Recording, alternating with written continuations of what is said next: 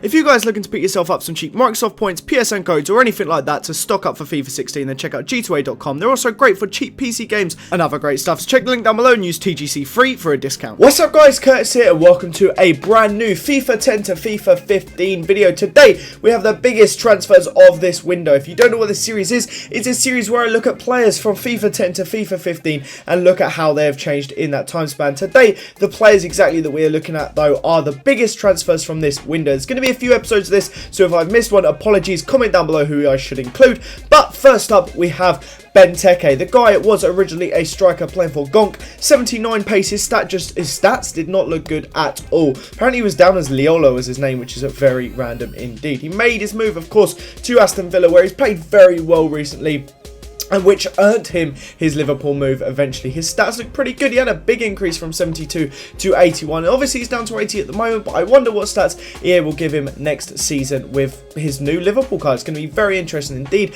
I wonder what his skill moves, his weak foot, all that good stuff is going to be fun to play with, that's for sure. Next up, we have Kevin De Bruyne. The guy started off as a 64 rated bronze, once again at Gonk.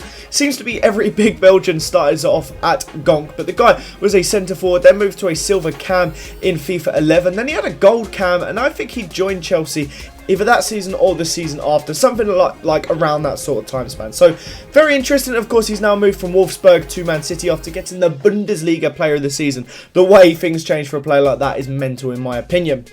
Next up, we have Memphis Depay. It's only taken a few years of him playing at PSV and absolutely smashing it for him to earn what is probably a dream move to Manchester United. Playing in the Champions League now, of course, very, very big move indeed for him. 68, 73, 79 and probably 81, 82 rated next season. A big increase indeed. Really quickly as well, guys, let me know what you think. I've got obviously the webcam on here for this one.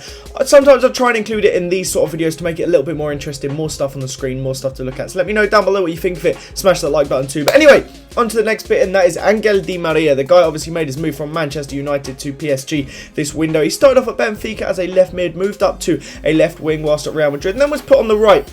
In my opinion, that's where he belongs. That's where he plays his best football, is on the right-hand side. He's the best player on the right, and obviously he had his time there at Real Madrid and then moved to United, where he played mainly in the middle, but did have quite a bit of time on the right as well. But I think personally at PSG they should play him on the right. I know they've got Lucas Moura there, but I think that's where he should be played, not in the middle. Very, very good player though if PSG use him right. Next up, we have Jeffrey Kondogbia. This guy played for, I think that's RC Lens, I might be wrong, but I think that first team is RC Lens. 57 rated card back in FIFA 12, I think it is. Then FIFA 13, he moved to Sevilla. I'm not sure if it was loan or permanent, but he had a Sevilla card, 71 rating. People were starting to stand up and notice him. Now, then he moved to Monaco, and for some reason, FIFA 14...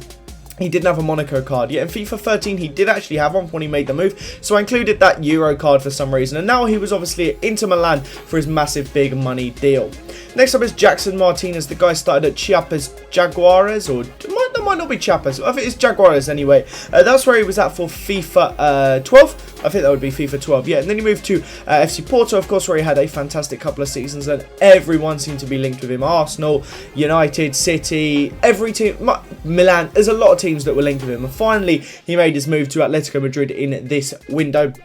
A lot of people was expecting him to go to an English club, to be honest, but he did go to Madrid, and I think that's a very good move for him indeed. Next up is Morgan Schneiderlin. This guy has gone through a fantastic rise of the ranks. He started off lower league football with Southampton, and of course he ended it with some very good football last season with Southampton. He's finally made that move to Manchester United, but he's made a proper footballer's growth, almost like a career mode, real life FIFA sort of growth, where he started off as a bronze in the lower leagues, made his way up to playing for Manchester United, one of the biggest teams in football history. Crazy growth for him, and I think that's a really, really cool trajectory. Think of the players playing in now in League 2 that could end up in like at United one day. You never know.